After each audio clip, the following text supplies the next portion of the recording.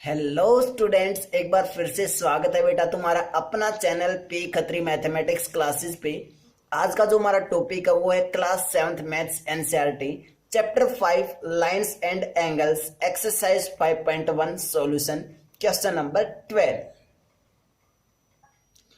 क्या बेटा question number 12, find the values of the angles x y z. हमें x y z की क्या निकालनी है, वैल्यू निकालनी है in each of the following. First part में भी और सेकंड पार्ट में भी निकाल सकते हैं इजिली। देखो ये दो लाइन से बेटा स्ट्रेट लाइन, दोनों एक दूसरे से क्या हो रखी है, इंटरसेक्टिंग लाइन, क्रॉस हो रखी है।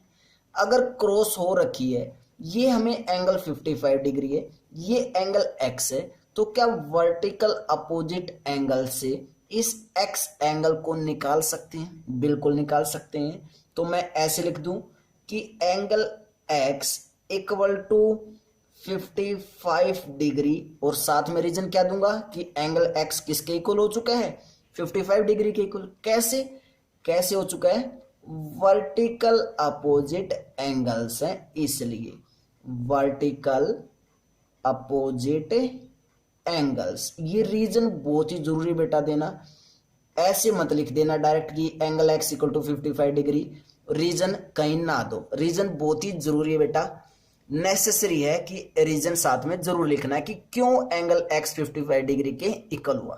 क्लियर है? एंगल एक्स की वैल्यू आ चुकी है, अब किसकी निकालनी है, वाई की और जेड की निकालनी है। क्लियर इतना?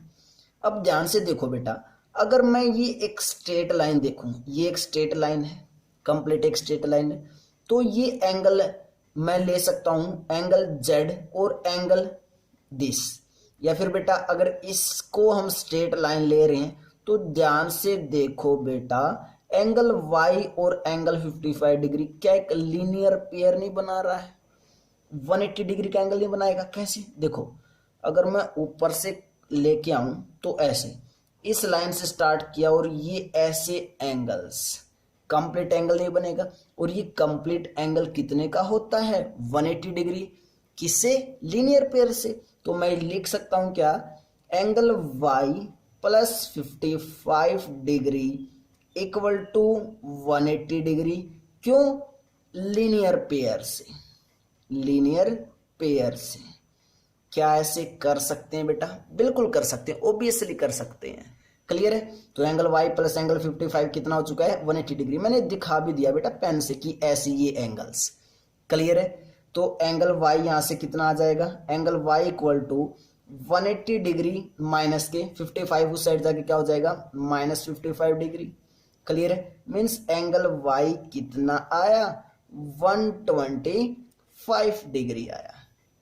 एंगल y कितना आ चुका बच्चों, 125 डिग्री। अब एंगल y आ चुका है और ये दोनों लाइन एक दूसरे के बीच में क्या कर रही हैं, क्रॉस कर रही हैं। तो एंगल y और एंगल z क्या है, इक्वल है। क्यों? क्योंकि वर्टिकल अपोजिट एंगल है। तो मैं यहां से ये लिख सकता हूं कि angle z equal to angle y है। क्यों? वर्टिकली अपोजिट एंगल्स हैं, इसलिए वर्टिकल अपोजिट एंगल्स हैं।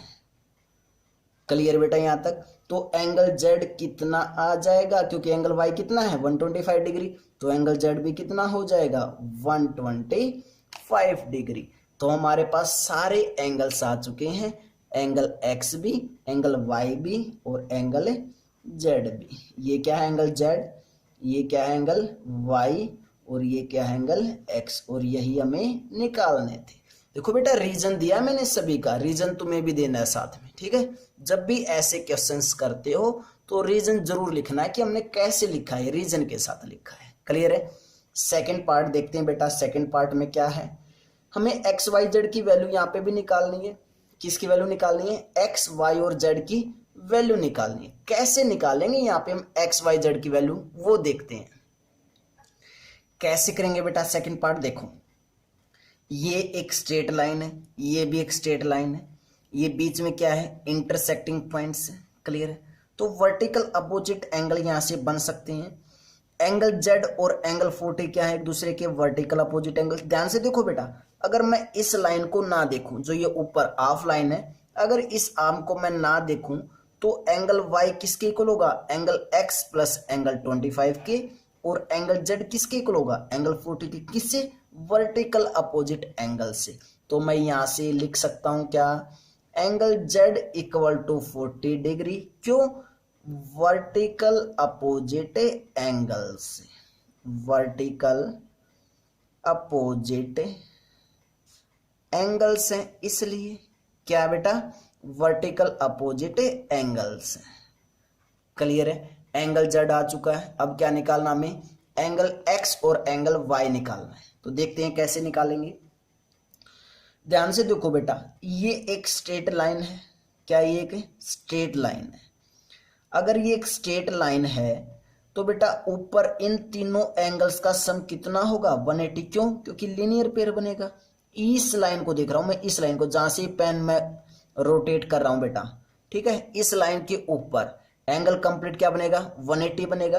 तो मैं यहां से लिख सकता हूं कि angle x plus angle 40 plus angle 25 equal होगा किसके, 180 के, क्यों, क्योंकि लीनियर पेयर फॉर्म कर रहा है, लीनियर पेयर। और लीनियर पेयर जब भी होता है कितना एंगल बनता है, 180 डिग्री एंगल बनता है। क्लियर इतना।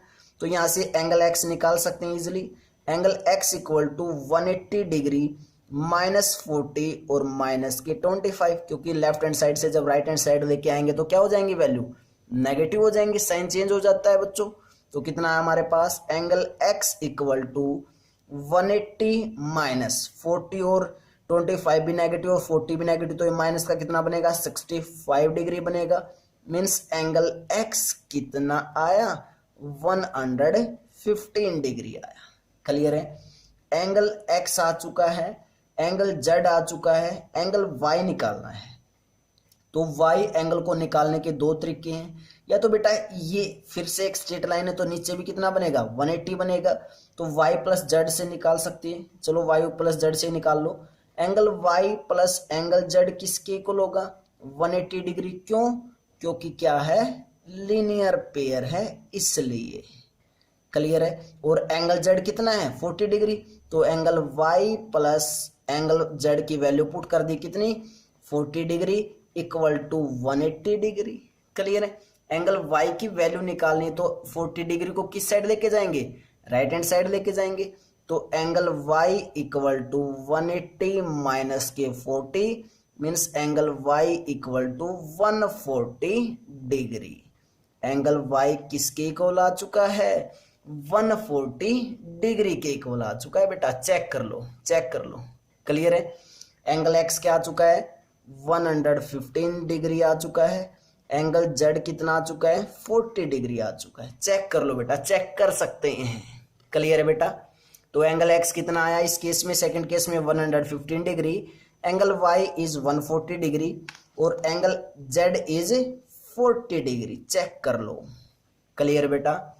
आई थिंक आपको क्वेश्चन बिल्कुल प्रॉपर वे से क्लियर होगा। और बेटा ऐसे ही पढ़ते रहना है। जो बच्चा चैनल पे न्यू है और बेटा टॉपिक अच्छा लगा हो, क्वेश्चन समझ में आया हो, तो बेटा चैनल को लाइक शेयर और सब्सक्राइब जरूर करना है। क्लियर बेटा। और कोई भी अगर आपको डाउट है तो आप अपना डाउट भी भेज सकते हो कमेंट बॉक्स में कि सर हमें यहाँ पे डाउट आप हमें क्लियर कीजिए। ठीक है। और बेटा ऐसा कोई तुम्हें लगता है चैप्टर जो तुम्हें हार्ड लगता हो तो वो भी मुझे बता सकते हो कि सर मुझे ये चैप्टर हार्ड लगता है, आप इसके लेक्चर डाल दीजिए, तो मैं कोशिश करूंगा बेटा कि वो लेक्चर मैं तुम्हें जरूर प्रोवाइड करूं। क्लियर है। क्लियर बच्चों यहां तक।